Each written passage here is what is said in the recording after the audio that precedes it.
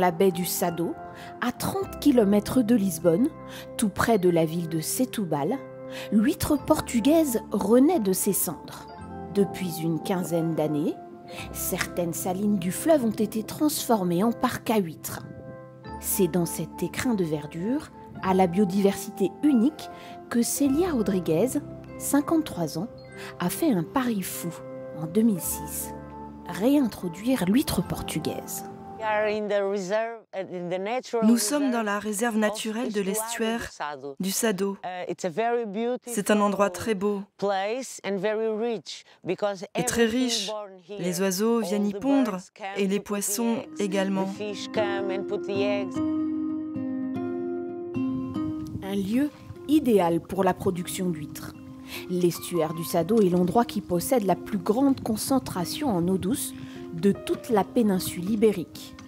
Avec l'eau salée de l'océan, l'eau douce crée un environnement parfait pour l'épanouissement des coquillages. La température de l'eau ne descend jamais en dessous de 14 degrés. C'est important de secouer les sacs, car les huîtres ont tendance à s'accrocher comme ça. Et là, on peut les prendre.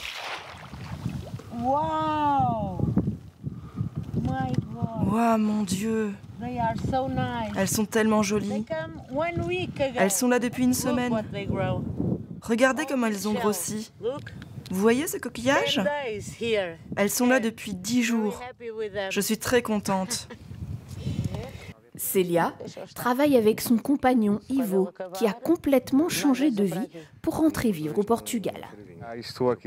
Je travaillais à Londres dans un studio photo à Oxford Street. Une rue très animée, et j'étais fatigué de cette vie citadine. Je n'avais pas l'intention de vivre à Londres. J'y ai atterri par accident, et la vie a fait que j'y suis resté. Le Portugal me manquait. Et on s'est rencontrés. 124. Célia pèse les bébés huîtres qui mesuraient initialement de 2 à 6 mm. Ils ont grandi dans ces sacs, dans la rivière, mais elle doit savoir si leur poids leur permet à présent de rejoindre les bancs de sable pour poursuivre leur croissance. On va voir si elles peuvent y aller. 26 grammes, c'est bon, elles peuvent y aller. Les ostréiculteurs répartissent ensuite les mollusques assez grands sur le sable, où ils vont continuer à se gorger de nutriments grâce à la boue. Ces huîtres viennent de la rivière. Elles vont passer environ 2 mois ici, jusqu'à ce qu'elles prennent de la chair.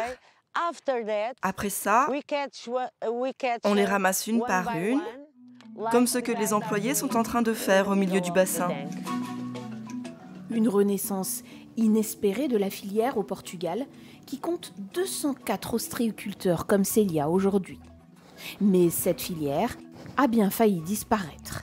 Dans les années 70, victimes de la pollution et d'un virus, les coquillages ont été décimés.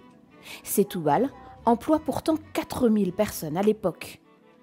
Célia, elle, a mis en place un système de digues pour se prémunir de toute pollution et pour obtenir une eau de qualité optimale. Si je ferme le bassin 7 jours, les phytoplanctons peuvent se reproduire et nourrir les huîtres.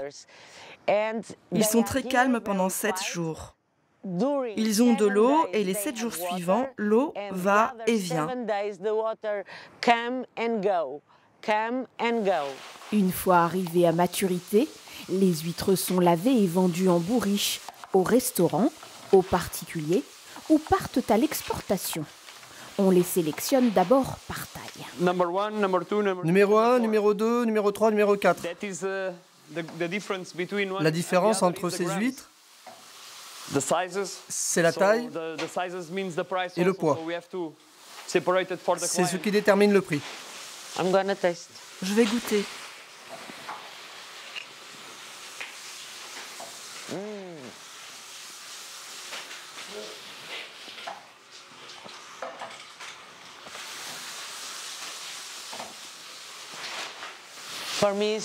Pour moi, c'est top. L'équilibre entre le salé et le sucré est vraiment incroyable.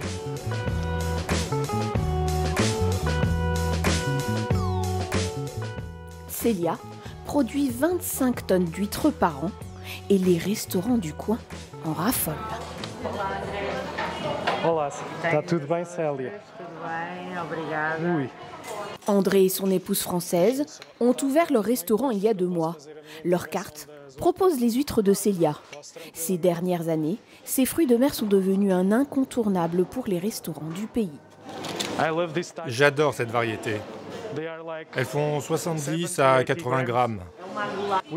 On en vend beaucoup le week-end et pour le dîner, quand les gens veulent s'amuser et spécialement lorsqu'ils veulent boire du bon vin. On leur sert surtout nature.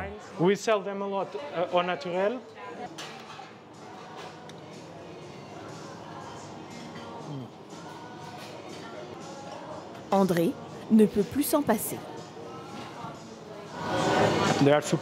Elles sont très fraîches, très tendres. Elles ont un goût iodé prononcé, mais pas trop fort. Ce qui est super, parce que c'est comme ça qu'elles doivent être.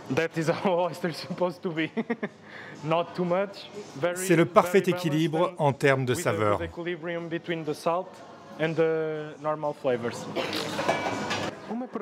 Monsieur, madame, ça vous plairait de goûter des huîtres? Oui, bien sûr.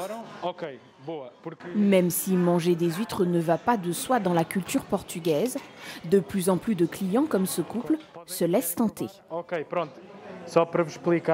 Alors voilà, pour vous expliquer, ici c'est une sauce pimentée faite maison. Elle est assez forte. Moi, personnellement, j'aime beaucoup le tabasco dans les huîtres. Et le piment, donc, je vous le propose.